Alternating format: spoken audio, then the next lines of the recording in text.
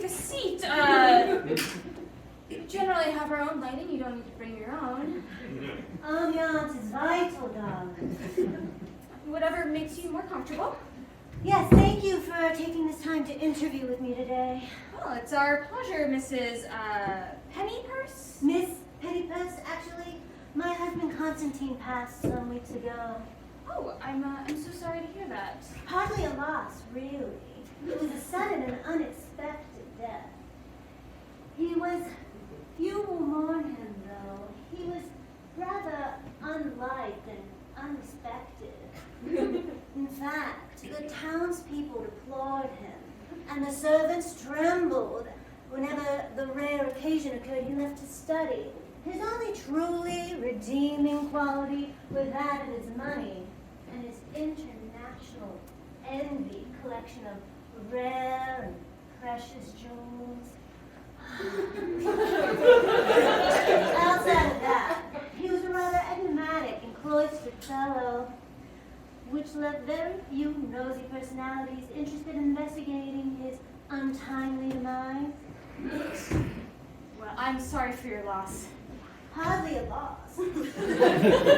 That stingy oaf only cared for that yapping mutt of a lapdog and the splendid Burr he acquired just before the marriage. Lord, how did he find such a thing, or afford such a rare and mesmerizing jewel? I swear, one look at that mesmerizing gem with its delicate yet vibrant illumination, one is nearly hypnotized, as though light was coming from within. Within. I dare say that insufferable hound is the only one who mourns him, but he too passed not one day after his master. Well, thank you again, Miss Pennypurse, for coming into this interview. Why don't we get started with your previous experience? It says here that you dabble as a home chef. Why don't you tell me a little bit about that? Yes, one of various hobbies went on their time, lonesome as mine. The castle is so remote, up on the hill, on the outskirts of the village. We rarely had any visitors. I became quite apt at creating my own recipes.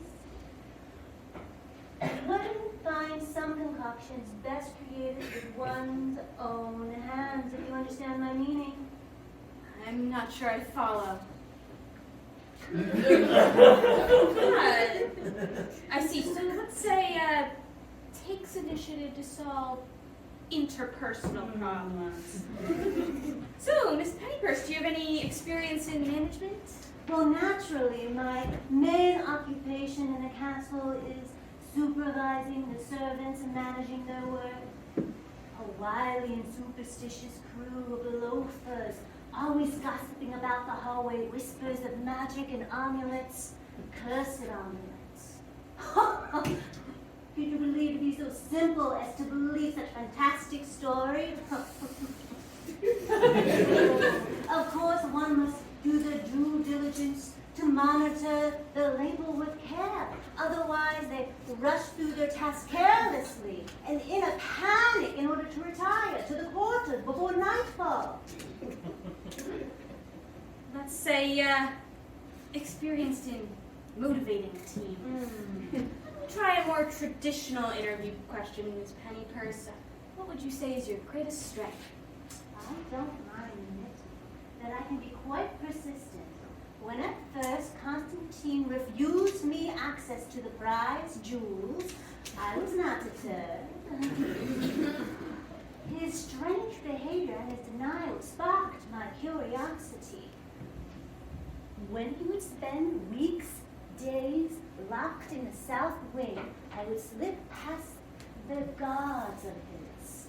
I would peer through a crack of his study door, and there he'd be, slumped over his oaken desk, his ear pressed upon the blood-red Burmese movie, his lips moving in pantomime,